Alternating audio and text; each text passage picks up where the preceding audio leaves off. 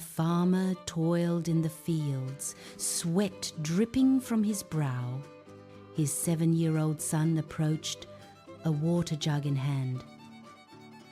"Papa, please drink," the boy said, offering the water. The farmer gratefully accepted, quenching his thirst. "Can I help you, Papa?" the boy asked earnestly. The farmer smiled. "You can bring me tools." The boy carefully carried a small hoe. The farmer showed him how to loosen the soil. Together, they worked side by side. The sun shone warmly on their faces. The farmer felt grateful for his son's help. A bond of love and labor grew stronger.